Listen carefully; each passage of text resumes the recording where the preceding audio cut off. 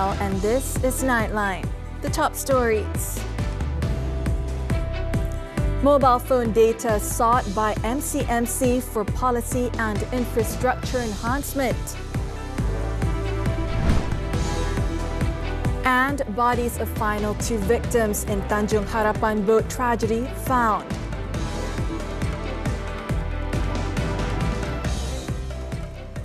Good morning.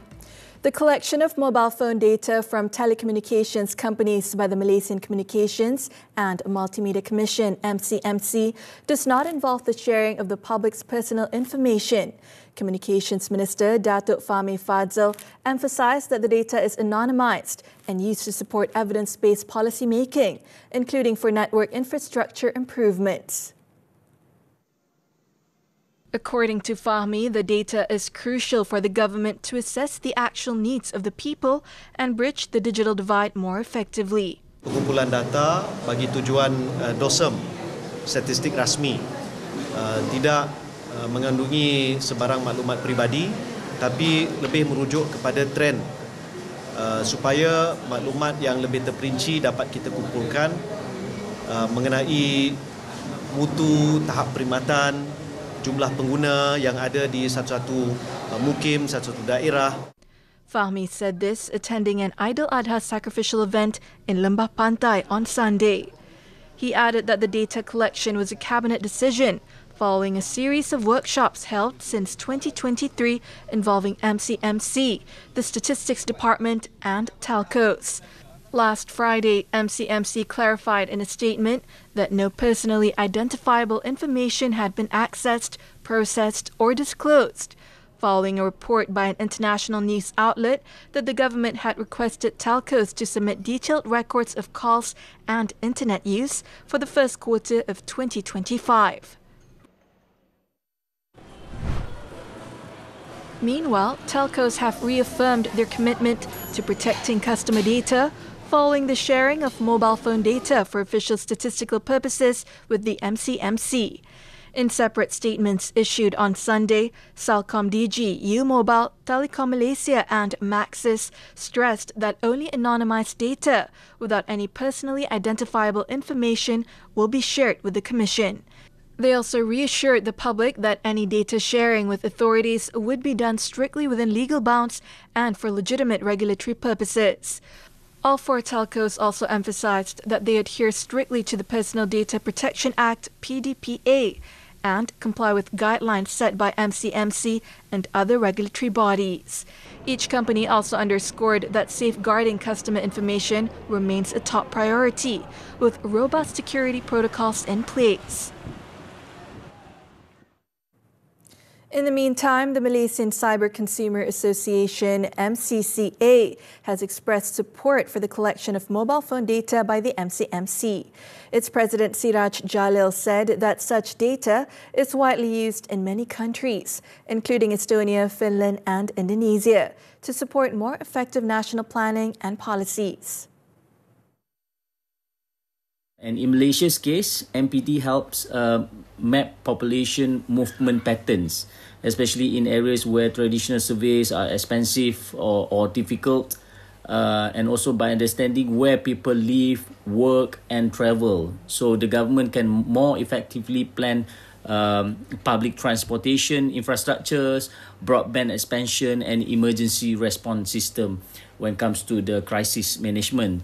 So, and it also supports digital inclusion efforts by identifying underserved areas and ensuring that connectivity reach rural and remote communities like in kampung areas or in Velda.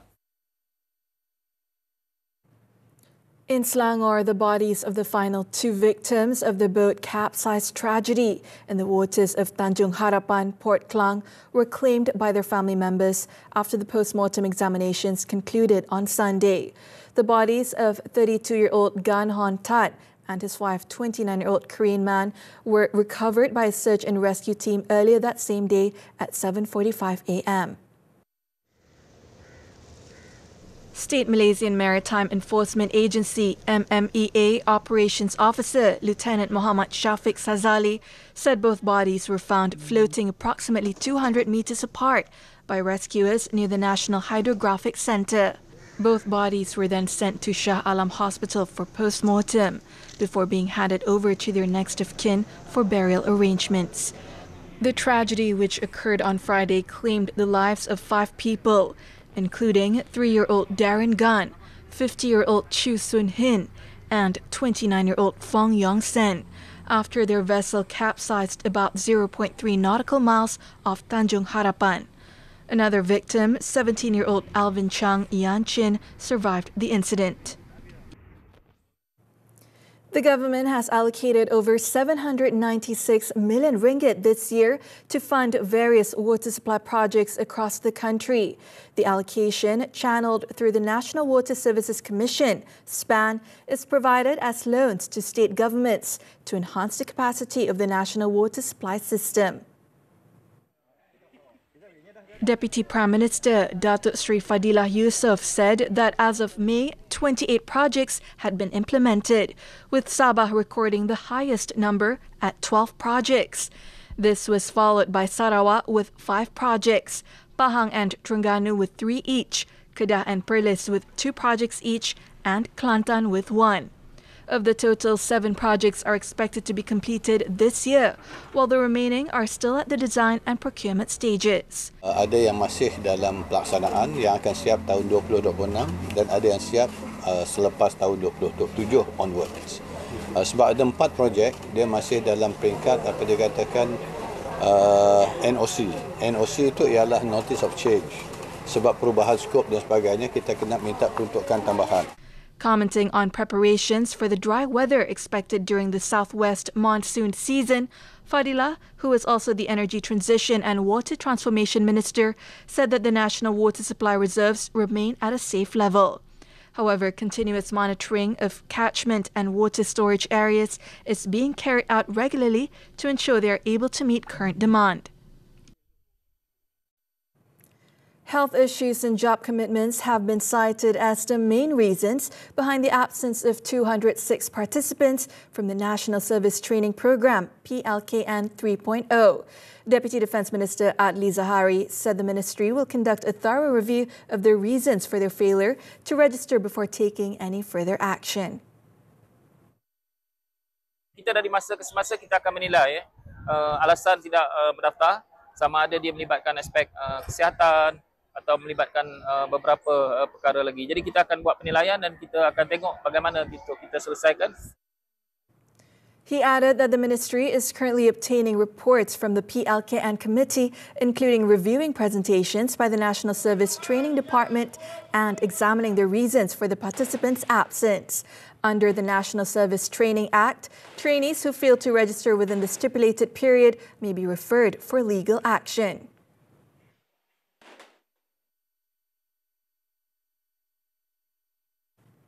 Inspector General of Police Tan Sri Razaruddin Hussain said the police have not imposed any travel restrictions on graphic artist and activist Fahmi Reza. This follows Fahmi's claim that he was barred from boarding a flight to Singapore at Kuala Lumpur International Airport KLIA Terminal 2 on Saturday. However, his name has been placed on a movement monitoring list for internal reference purposes. In a statement on Sunday, Razaruddin clarified that the list does not imply a travel ban, but is instead part of standard monitoring procedures carried out by the authorities, particularly in relation to an ongoing investigation involving Fahmi. Razaruddin added that there was a misunderstanding during the immigration clearance process, which led to an inaccurate issuance of a travel restriction order against Fahmi. The top cop also said that the situation is currently being reviewed and appropriate measures will be taken to improve and streamline the existing procedures. Earlier, Prime Minister Datuk Sri Anwar Ibrahim had instructed Bukit Aman to review the travel ban imposed on the activist. In a statement, the Prime Minister's office affirmed that the government upholds individual freedoms, provided they do not compromise national security or breach existing laws, adding that it will continue to monitor the situation accordingly. On Saturday, Fahmi claimed in a social media post that he was barred from leaving the country, following a similar restriction that had been imposed on him when attempting to travel to Sabah last week. Chauffeur arrested after crashing into oncoming car. More news from the local front after this breather. Nak kerja buat apa? Ni aku nak buka bisnes kopi untuk kita ni. Konsep bisnes kita ni mewah. Biji kopi tu sini kena rare. Drama bersiri sulung Nik Amir Mustafa. Aku rasa aku tak boleh jual lah band ni. Lelaki tak bercerita, tapi diam-diam je. Move on. Bina life baru. Tapi perangai you macam... Tepi. Ya, you tak apa. You okey. Muat turun dan layan tonton sekarang. Semua favourite anda di sini.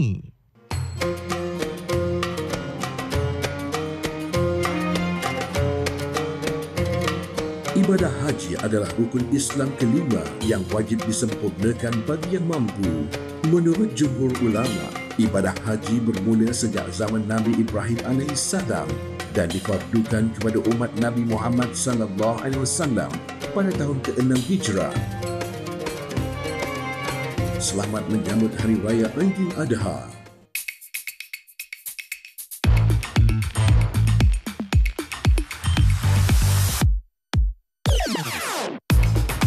Sebagai suami tak berguna, sebagai bapa tak boleh pakai. Cukup! Sebab dia nak jadi manusia yang bertanggungjawablah semua benda ni terjadi. Ibu cakap ceraikan Syah. Ustazah, kau ni memang jenis bercakap kat tengok orang Nombor 1, saya bukan ustazah. Kau nak ugut aku, Aminah? Awak ingat awak seorang je kan yang boleh main ugut-ugut?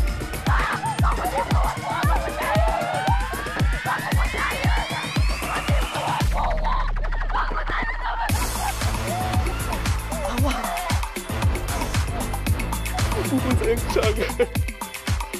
Apa tengok siapa yang nak tolong bapak macam kau ni? Saya dah bersedia dengan aku penghukuman. Esok punya dia dah buat.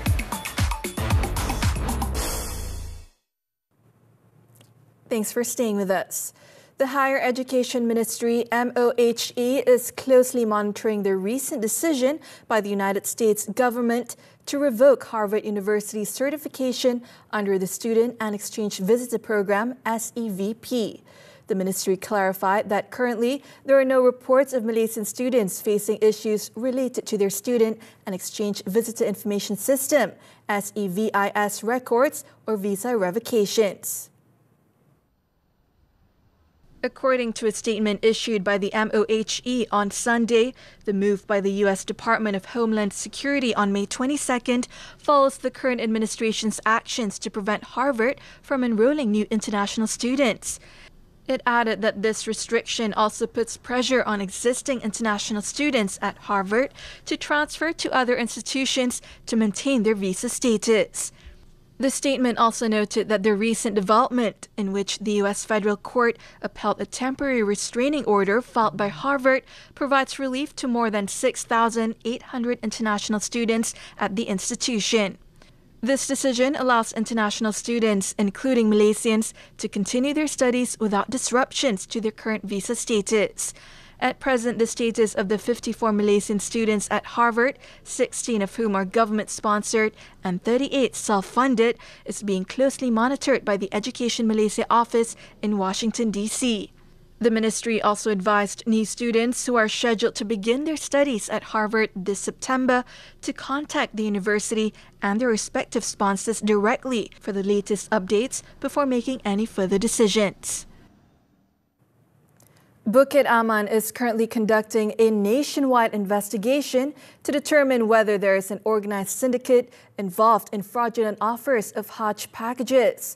This includes claims of free Hajj packages funded by infaq or public donations, which have been proven to be false.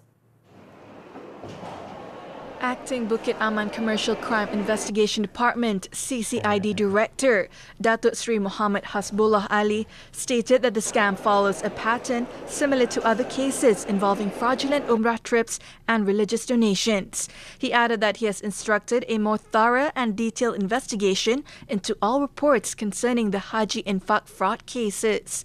Authorities will also work closely with relevant agencies, including Tabung Haji as well as the Tourism, Arts and Culture Ministry, to verify the legitimacy of companies offering such packages. As of June 6th, 37 police reports have been received involving 124 pilgrims with total losses exceeding 2 million ringgit. To date, 11 investigation papers have been opened and 3 arrests have been made. The public is also advised to remain cautious and not to be easily deceived by suspicious Hajj package offers. On Saturday, Sultan of Selangor, Sultan Sharafuddin Idris Shah, expressed his concern and disappointment over the increase in fraudulent Hajj travel packages affecting Muslims in the country. His Royal Highness also decreed that stern action must be taken against any individual or travel agency offering Hajj packages that exploit and deceive Muslims. In Johor, a 40-year-old chauffeur was arrested for crashing into an oncoming vehicle while under the influence of drugs in Kluang on Friday. This after a video of the collision showing a car entering the opposite lane and causing an accident went viral on social media.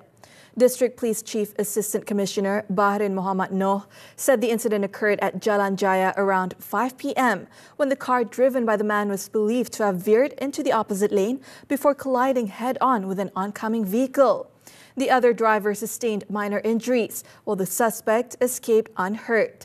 The suspect, who was arrested at around 6:30 p.m. on the same day, tested positive for shabu.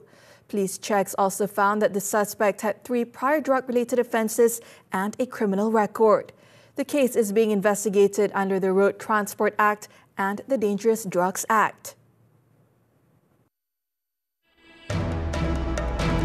2,000 National Guards troops deployed amid LA clashes. The details when Nightline returns.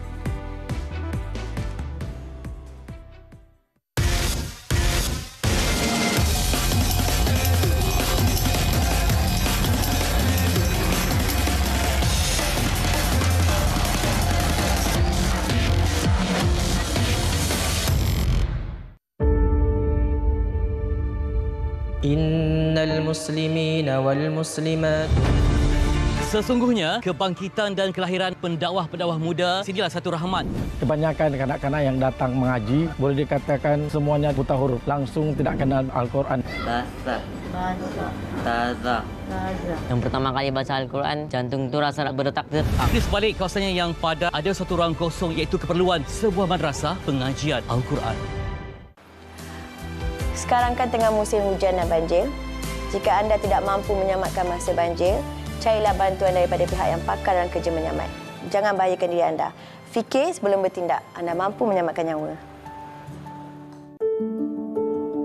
Sebagai seorang bapa, kita kena menjaga ahli keluarga kerana itu merupakan amanah. Salah satunya adalah seorang bapa mesti menjaga akidah anak. Tetapi yang paling penting, kata para alim ulama, didikan itu mestilah berteraskan tauhid kepada Allah. Buta huruf ini bukan hanya satu kekurangan tetapi juga satu bencana kejahilan. Kerana tanpa kenal huruf kita akan diperdaya dan diperkotak-atikkan. A woman's spirit is boundless. So grab your coffee cups and wear your sassiest smile. Because this season, we're louder than ever. We talk career, health, finance, relationships, and everything in between. Women's Talk is here to empower and inspire you. Join us on Women's Talk every Saturday, 5 p.m. only on TV3 and stream now on Thursday. The foreign news. Israeli attacks have killed at least 31 people, including children, across Gaza, with 14 dead and hundreds injured near a U.S.-backed aid distribution center after the Zionist troops opened fire. Medical sources reported attacks in Jabalia that killed at least 11 people, with additional casualties in Shujaya and Deir al-Balah. Hospitals across Gaza are also struggling to treat the injured amid ongoing strikes, urgently pleading for fuel and medical supplies, as power generators are expected to run out within 2 days. To date, at least 54,880 Palestinians have been killed by the Zionist forces, with 126,227 others wounded.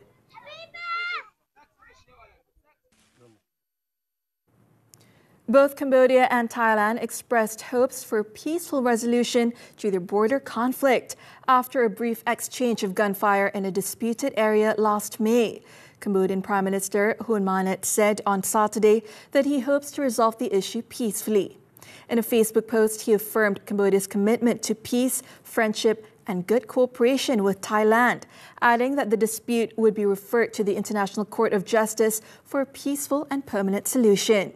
He also said Cambodia would work with Thailand to establish the remaining border using the Cambodia-Thai Joint Boundary Commission mechanism.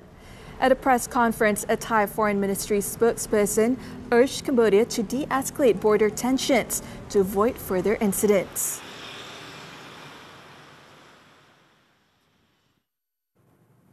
U.S. President Donald Trump on Saturday ordered 2,000 National Guardsmen to deal with unrest over raids on undocumented migrants as clashes with federal authorities entered a second consecutive day.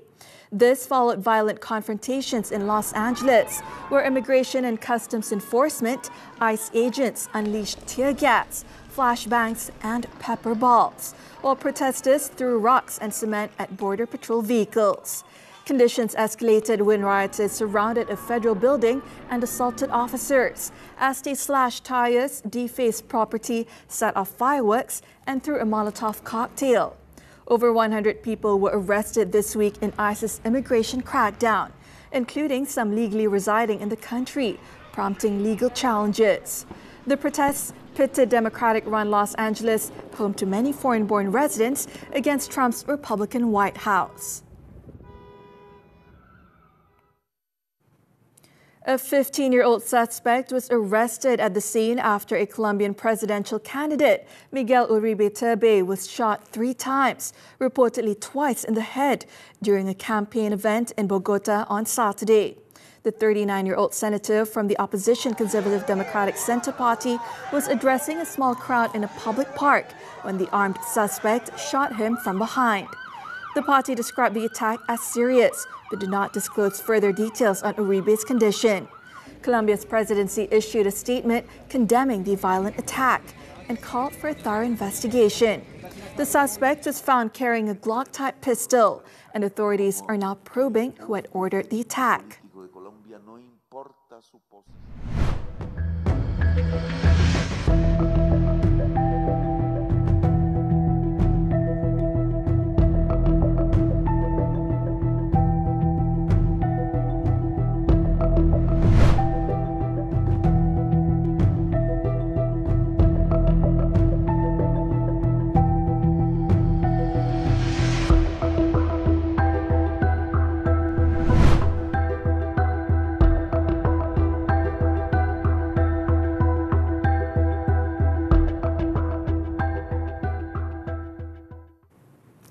Turning to sports now, the 2025 Red Bull MotoGP Rookies Cup. Malaysia's rising motorsport star, Muhammad Hakim Danish Ramli, delivered another stellar performance by winning race 2 of the 3rd round at Motorland Aragon, Spain on Sunday, matching his success at the same venue last season. Adding to the cheers, the 17-year-old's triumph marked his first win of the season and second podium finish of the weekend, having secured second place in race 1 on Saturday. Starting from 7th on the grid in race 2, Hakim Danish skillfully maneuvered through the pack, displaying sharp overtaking and exceptional racecraft, especially in the final 2 laps, to seal the win with a time of 26 minutes and 52.773 seconds. Spanish contender Brian Uriarte crossed the line just 0.188 seconds behind to claim second place, while fellow Spaniard David Gonzalez took 3rd with a time of 26 minutes and 52.968 seconds. With this win, the Terengganu-born rider extends its lead at the top of the standings with 125 points, now holding a 30-point advantage over Uriarte in second place. The championship battle will resume at Mugello, Italy on June 21st and 22nd. On to badminton now, the 2025 Indonesia Open. It was a heartbreaking day for Malaysia as national women's doubles pair Buletin and Amtina finished as runners-up in Jakarta on Sunday after falling to China's world number 1 duo Liu Shengshu and Tan Ning, dashing their hopes of clinching a maiden Super 1000 title. Buletin fought their hearts out but narrowly went down 25-23, 12-21, 19-21 in a thrilling final at the Istora Senayan.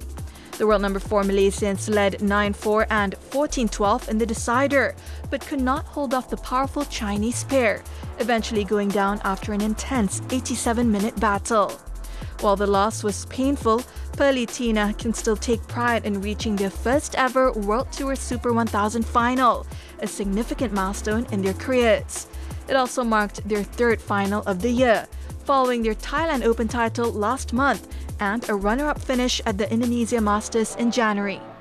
For their efforts, Buletin earned 214,570 ringgit in prize money as runners-up, while the champions took home 453,670 ringgit. Moving on to tennis, the 2025 Roland Garros Open.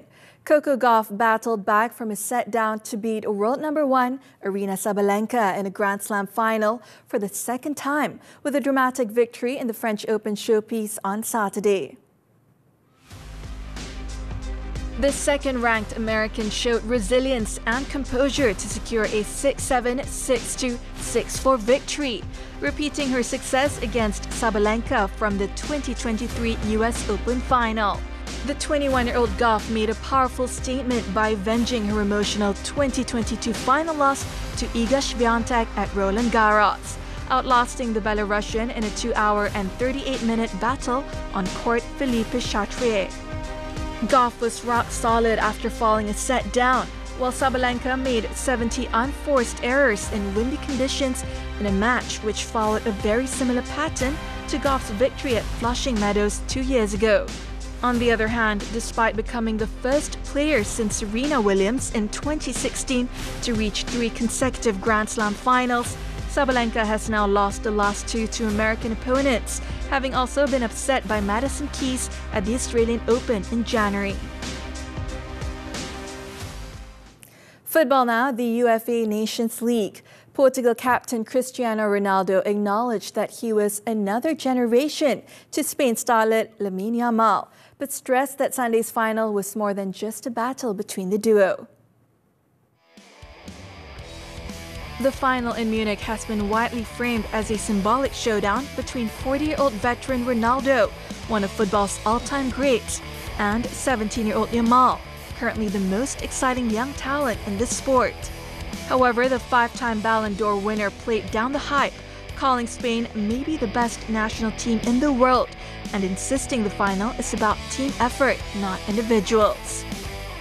Sabemos que vai ser duro, as finais são assim, são difíceis. Uma seleção que está muito confiante, não perde há 24 jogos, acho eu.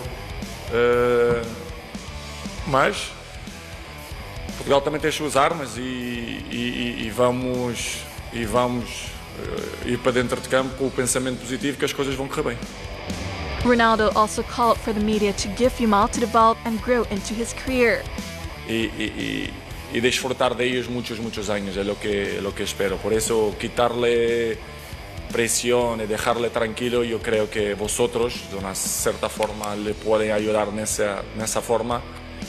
Previously, Ronaldo scored the winner to send Portugal past Germany into the final, and Yamal was named man of the match after bagging a brace in Spain's wild 5-4 semi-final win over France.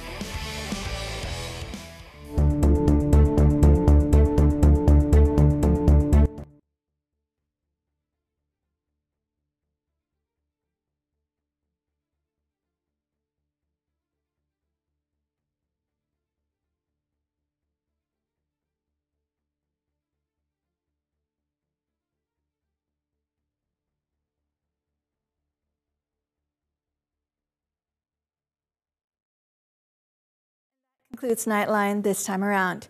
Before we leave, let's take a look at the vibrant and heartwarming atmosphere of the Eid al-Adha celebrations held at Surah Al-Muhajirin, Bandar Sri Damansara in Kuala Lumpur. With that, I'm Lena Hassanel. Thank you for watching and be well, Malaysia.